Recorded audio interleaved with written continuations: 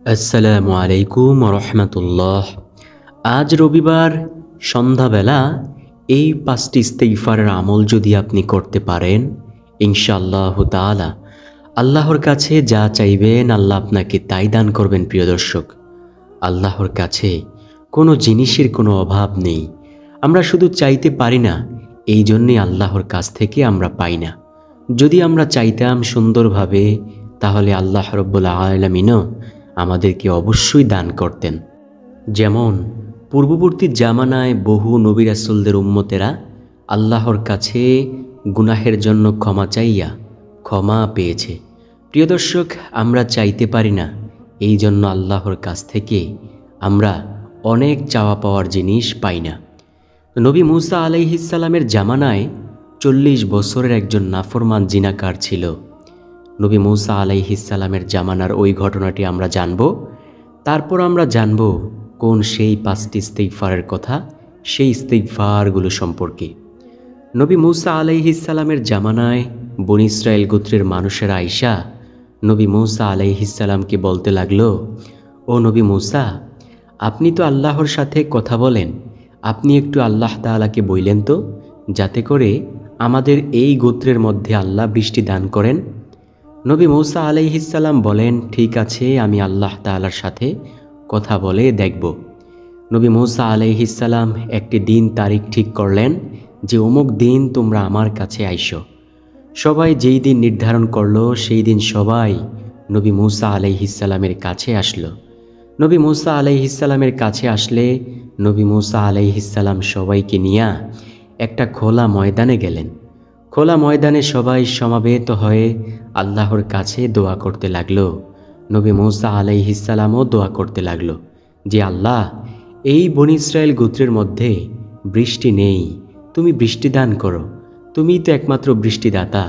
আল্লাহ, যদি আমাদেরকে বৃষ্টি না দাও, তাহলে আমাদের ফসলাদি শস্য সম্পদ সব কিছু বিনষ্ট হয়ে যাবে।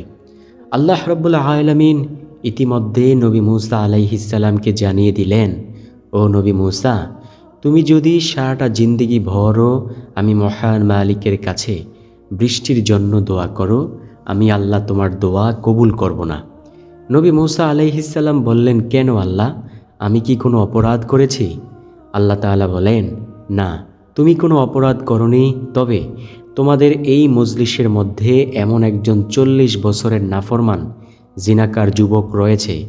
ওই জিনাকার যদি এই মজলিস থেকে না ওঠে, যদি তুমি তাকে উঠাইতে ব্যর্থ হও, যতক্ষণ পর্যন্ত সে উঠবে না, ততক্ষণ আমি তোমাদের দোয়া কবুল করব না, আমি বৃষ্টিও দান করব না।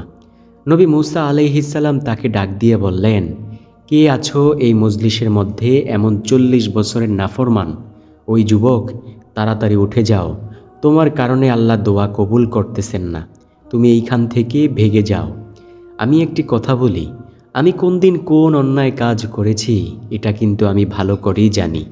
তো যখন আমি যদি চুরি করে থাকি, যখন সমাজে চুরির কথা উঠবে, আমার মনের মধ্যে একটা ঘাপটি খাবে যে হায় রে, আমি না চুরি করেছি, এখন তো আমাকে ধরে ফেলবে।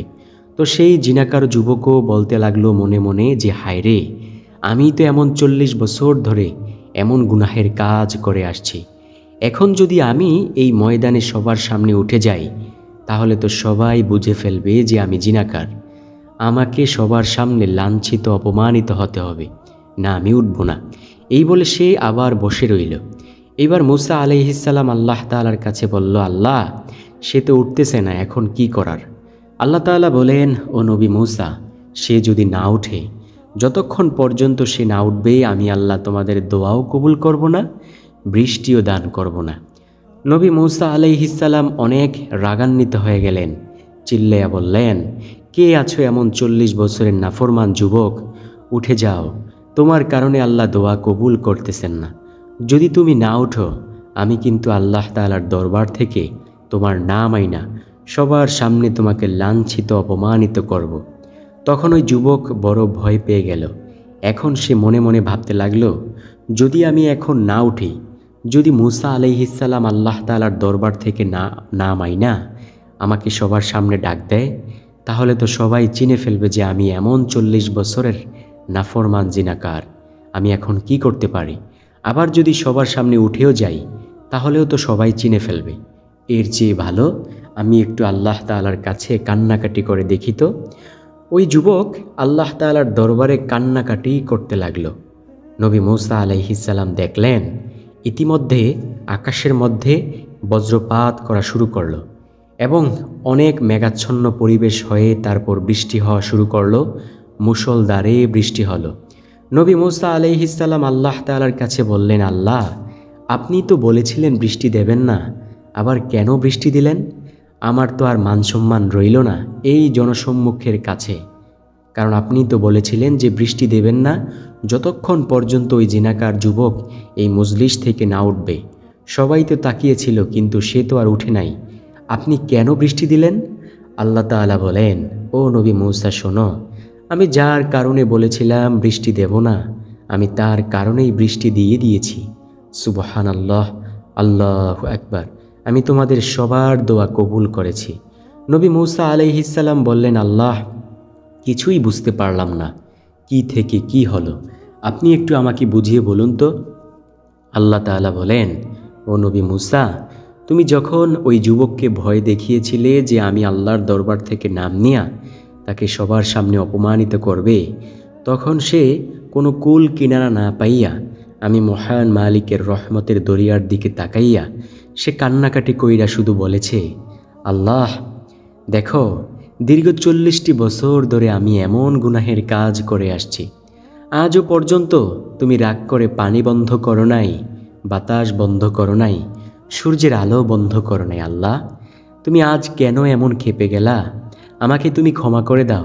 তুমি মূসা আলাইহিস সালামের এই মজমা থেকে আমাকে এই পরিত্রাণ দান করো। আল্লাহ, সবার সামনে আমাকে বেইজ্জতি করিও না, আমাকে ক্ষমা করে দাও। তুমি আমাদের দোয়া কবুল করে নাও। আমি কথা দিলাম তাওবার মতো তাওবা করলাম, আর জীবনেও আমি গুনাহের কাজ করব না। এই বলে নবী মূসা যখন সে আমি মহান মালিকের কাছে তাওবার মতো তাওবা করেছে, আমি আল্লাহ তার সব গুনাহ ক্ষমা করে দিয়েছি। ও নবী মূসা, তুমি জানো না আমি আল্লাহর একটা নাম রহমান, একটা নাম রহিম। আমি আল্লাহ রহমান রহিমের দরজা দিয়ে তার সব গুনাহ ক্ষমা করে দিয়েছি। সুবহানাল্লাহ, আল্লাহু আকবার। সে এখন পুত পবিত্র, আমি আল্লাহর একজন ওলি বান্দা। সুবহানাল্লাহ। প্রিয় দর্শক, চাইতে জানলে অবশ্যই পাওয়া যায়। তাই তো নবীজি বলেন, তোমরা মহান মালিকের কাছে দোয়ার সময় কান্না করে দোয়া করিও, কারণ কান্নাওয়ালা চোখের দোয়া আল্লাহ খালি হাতে ফিরান না।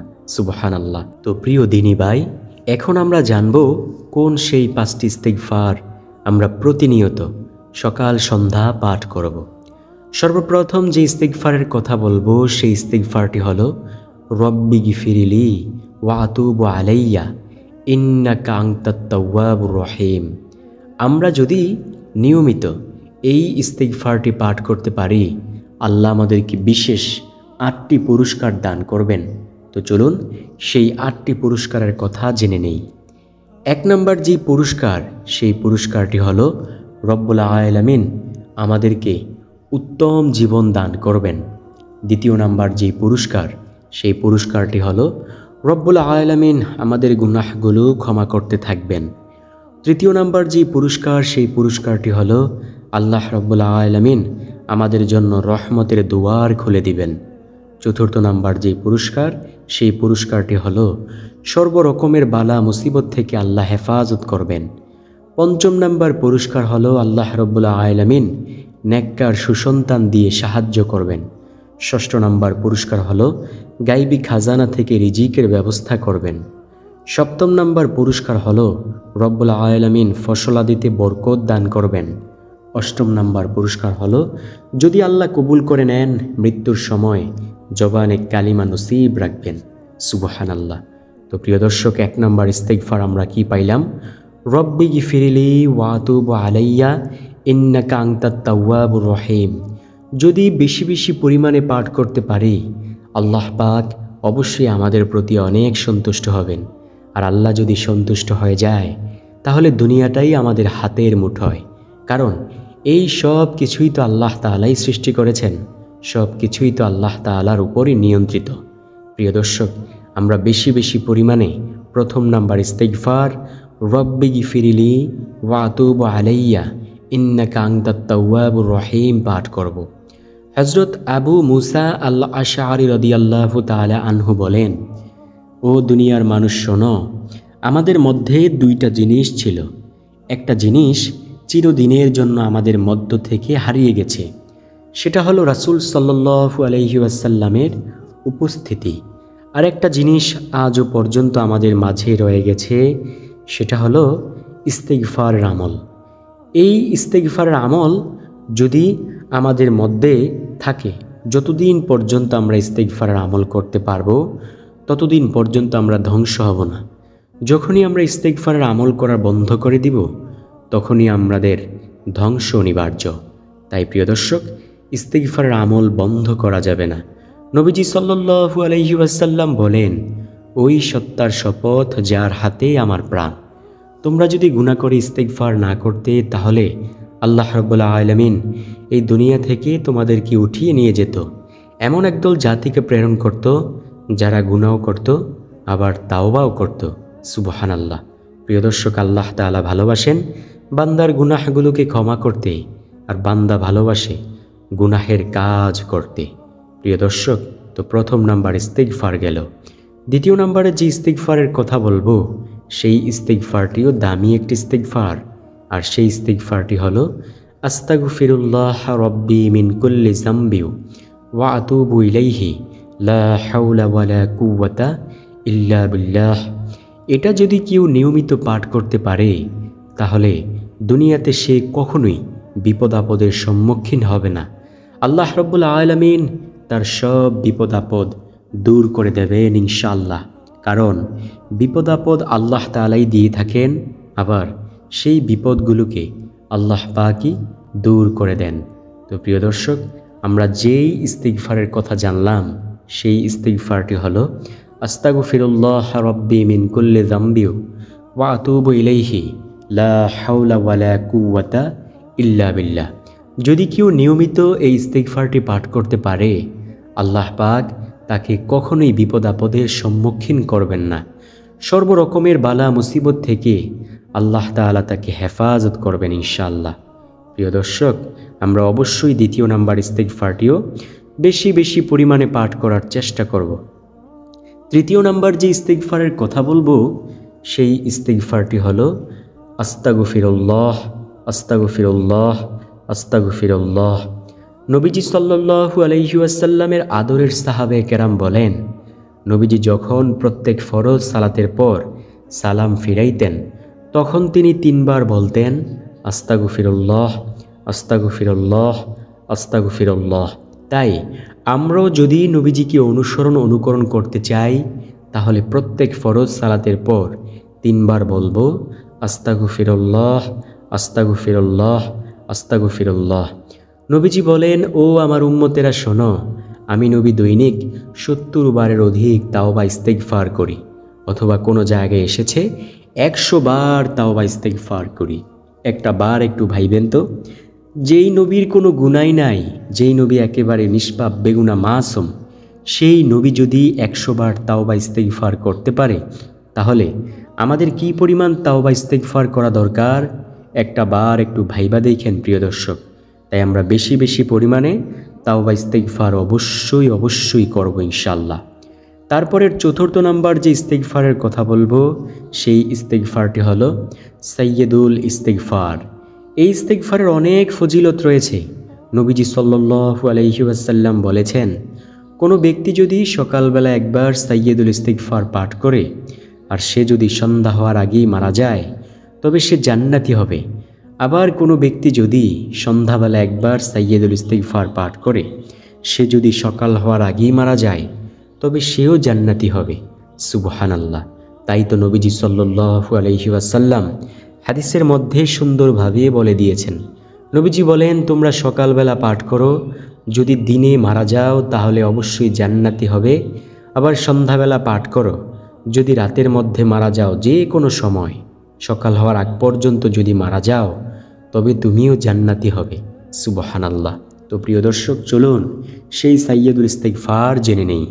সেই সাইয়্যিদুল ইস্তিগফার হলো আল্লাহুম্মা আনতা রব্বি লা ইলাহা ইল্লা আনতা খলাকতানি ওয়া আনা আবদুকা ওয়া আনা আলা আহদিকা ওয়া ওয়াদিকা মাস্তাতাতু আউযু বিকা মিন শাররি মা সানাতু আবুউ লাকা বিনি'মাতিকা আলাইয়া ওয়া আবুউ বিযামবি ফাগফিরলি ফাইন্নাহু লা ইয়াগফিরুয যুনুবা ইল্লা আনতা।